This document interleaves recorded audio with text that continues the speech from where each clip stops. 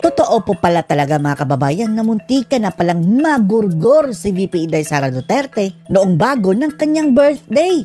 Yan po mismo ang inamin ng isang kaalyado nila mga kababayan na dati-rate akala daw lang niya na nagpa-opera lang mga kababayan, nagpa-surgery lang sa thyroid. Pero hindi po pala mga kababayan dahil tinangkaan po daw talaga ang buhay ni VP Sara. At nangyari daw ito noong bago ang kanyang birthday. Ang birthday po ni VP Sara Duterte mga kababayan is May 31. Kinabukasan, June na mga kababayan.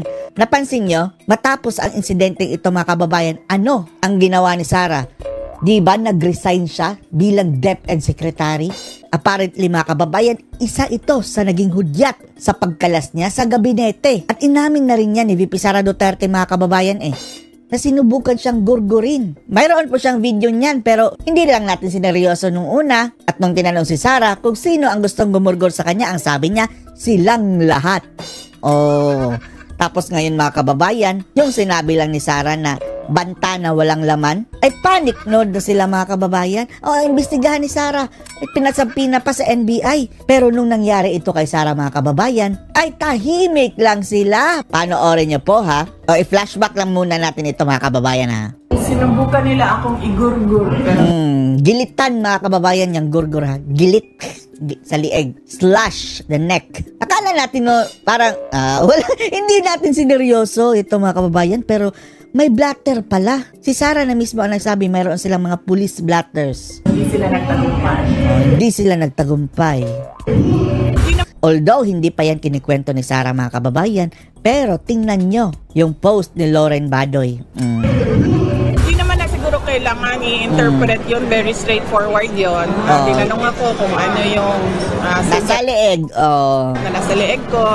Kasi mga kababayan, tinanong siya, anong meaning mo gusto nila kong gurgurin? Sabi ni Sara, straightforward yun. Yung sinabi ko, yun na. Sinabi ko na sinubukan nila akong igurgur.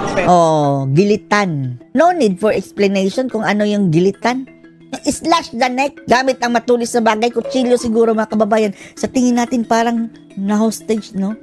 Parang tinutukan siya ng kutsilyo dito. Sige. Ganyan siguro. Sila nagtagumpay. Sino ba yun sila? Sino ba yun sila? Silang lahat. Ang mga bangag mga kababayan, tambaluslos at mga kokak dyan. Silang lahat ang may pakana. So NBI, nasaan ang investigation nyo ngayon? Totoong may threat kay Sara tapos ngayon dito kay Sara bunganga lang na kung mamatay siya at posible pang pa-filean ng paglabag daw sa anti-terrorism law mga kababayan. Miyo. Ginawa pang terorista si Sara. Tingnan uli natin, babalik tayo. Anong nangyari sa kanya nung Mayo? May 31 ang kanyang birthday mga kababayan ha. Eto mga kababayan nung nag-anunsyo na siya ng resignation. Diyan natin unang napansin iyan. Fresh pa ang sugat mga kababayan. Around June ito mga kababayan. Fresh pa ang sugat niyan. Tapos yung sabi ng mga loyalustay na chikinini daw. May chikinini bang ganyan? Pahaba? Linya? Ano yung mga bibig nyo? Mga palaka? Bakas Admiral. Malapit sa kaarawan niya. Bakit hindi yung pumaloob sa national security angle? Walang investigasyon. Kasi hindi binibigyang diin ang Vice Presidente. Ang hindi pa natin. Ang sabi pa nga ni Sara Duterte, hindi nyo alam na may threat ako. I-review nyo ang mga police blatters nyo. Pinablatter na iyon mga kababayan sigurado. Nalalaman ang hindi sinasabi ni Vice Presidente. Pero hindi pa niya i-detalye ngayon mga kababayan dahil isa yan sa mga alas ni Sara Malamang may CCTV din yan mga kababayan. Ilalabas din yan ni Sara Duterte.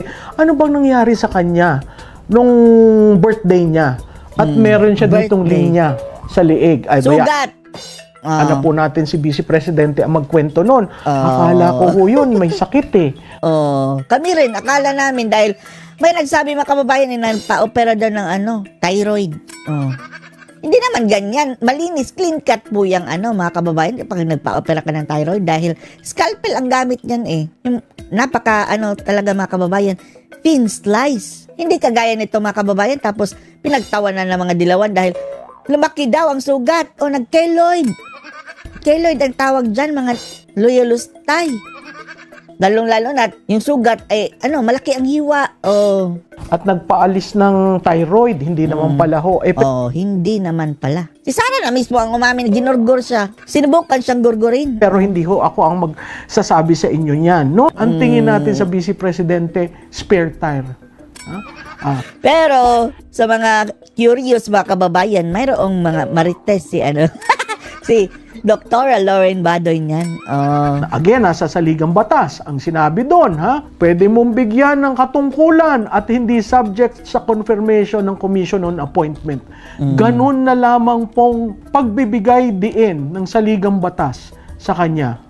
Tapos yung NBI mga kababayan, grabe kung makapag-utos si Sara. Inuutusan kita na pumunta ka dito at sagutin mo itong mga asunto mo.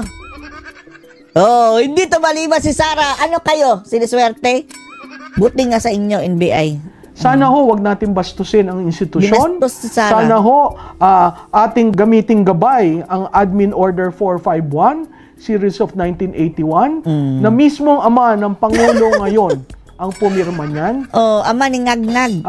At klarado ho, siguro ho sa protokolyo, dapat ang mga kasundaluhan at ang PNP maintindihan, lalo na ang NBI, maintindihan na hindi basta-basta yung tinatawag yung second in line mga kababayan tapos ang NBI parang nakapagpatawag ng yung mga kriminal. Halika dito! Bartolina! Vice President to appear before you to be investigated. Tapos, etong NBI, bakit nung binantaan si Sara, tinangkaan gurgurin, wala kayo ni isang imik mga kababayan, di ba? Kung may mali, kasuhan. Ngayon, may nag-file ng indisbarment, karapatan ng bawat Pilipino. Yan si Gadon, Bobo. Nag-file ng disbarment kay Sara Duterte, ang disbarred lawyer mga kababayan. At Pilipino. Yang ganyan.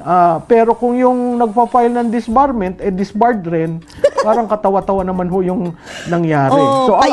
Parang clown mga kababayan, tapos nanakot pa na kung hindi nyo ito actionan, ipapa-impeach yung mga ipapa-impeach daw ang mga maestrado sa Supreme Court. Gadon. Doon tayo sa kung ano sabi ng batas. No? Doon tayo sa walang pinapanigan. Doon tayo sa tama. Tingnan nyo yung sulat ng subpoena, ang sabi dun sa subpoena ng NBI. Subpoena, ay lalagay ho natin dito sa subpoena, you are hereby commanded. Commanded. To appear. Ay, yun naman hong NBI head retired judge, sir. Second highest of the land. Second highest official of the land. Susulat ho kayo ng ganon. Hindi ho ba bastos? Tapos takot pala mga kababayan dahil nung tinanong na ano masasabi mo na pwedeng kunin ng ombudsman ang pag-iimbestiga, sabi niya, mas mabuti para makaligtas na kami. Sabay labas ng dila. Hindi ho ba dapat ang NBI ang pupunta sa office sa tanggapan ng Vice Presidente? Ang ginagalang na lang ba ho natin ay ang Presidente? Takot sila sa Presidente na ngag-ngag mga kababayan. Naki-join na rin pa sa pambibira kay VP Sara Duterte itong mga NBI. Tingnan ho naman natin, ang mandato ng Vice Presidente ay malaki. Huwag na natin i-compare sa Presidente, pareho sila may mandato. Bakit ho hindi rin respeto ang second highest official of the land? 32 million votes. So, makikita natin yan. Pati ang QCPD, pinaila ng kaso, ang security na Vice President. Na nag-defend like Sara mga kababayan handel. Gusto siyang ipitin ng baboy na pulis. Yung matabang pulis na demonyo ang mukha. Gustong ipitin si Sara. Kaya pumalag ang security ni Sara Gusto mong saktan si Sara Duterte? Dinidefend lang din nila mga kababayan. Tapos kinasuhan. Tapos, ang nangyari mga kababayan, binigyan ng award yung gustong ipitin si Sara ng pulis. Kitang-kita naman ho sa mga videos. Sino ang pulis na nagbababa nung pinto na andun pa si Vice Presidente? Sino ho ang nambabastos? Alam mo nyo, bakit napakahalagang intindihin natin yan?